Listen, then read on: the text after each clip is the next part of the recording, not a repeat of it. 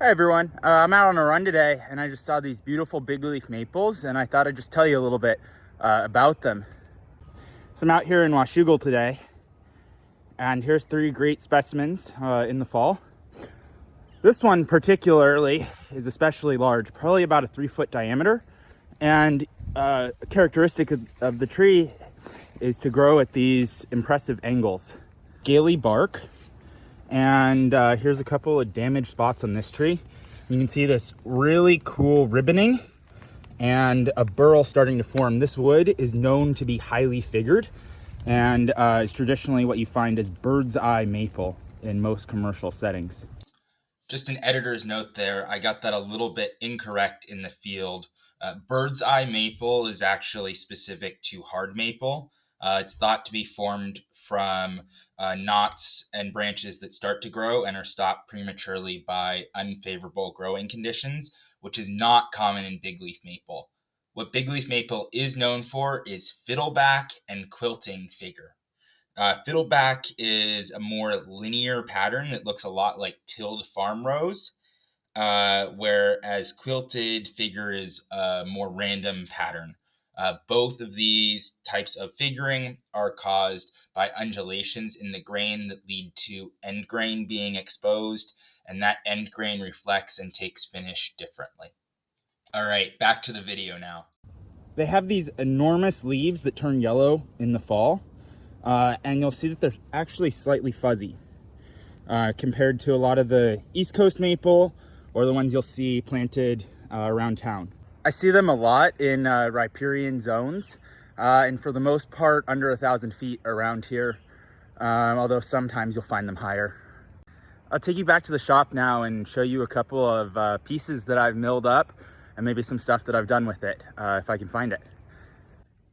I'm in the shop here with a couple different pieces of maple, a couple different species of maple, and I'll show you the quick difference and rundown on them. All right, so starting on the right, we have a chunk of big leaf maple that I milled, and here's where I just ran it through the jointer so you can kind of see the face cleaned up.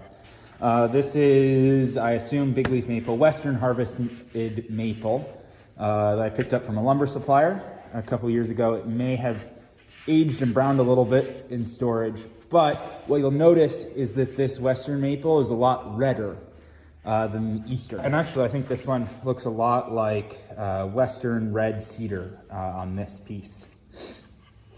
This is a piece of hard maple. I think it's pretty good characteristic. So Eastern sugar maple. And then next to it, we have Eastern soft maple, 2 pieces. This is the heartwood of maple. In hard maple, I would say it's a bit browner, whereas this example of soft maple is a bit greener. My experience with soft maple is that it has a bluish hue to it, whereas hard maple does not. And while they look incredibly similar and with finish, you can hardly ever tell the difference. There's a different smell when working with it and that slightly different color hue. I would say that the hard maple is going to be the whitest maple, and then big leaf maple has more red-brown in it. There's a big hardness difference between all of these. So our hard maple is going to be around 1400 on the Janka scale. Soft maple is going to vary between silver maple and what exact species it is, because this is a conglomerate, like all of them are. But you're looking at about 800, 900 hardness, and big leaf is right about 1,000, although I reckon it feels lighter weight than that.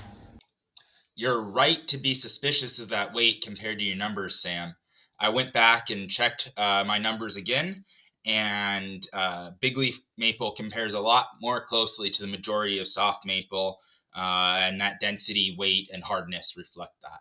Across the board, maple is one of my favorite woods to work with, and I've built some gorgeous projects out of it. I love the lighter color palette, and I think it's a great all-around wood.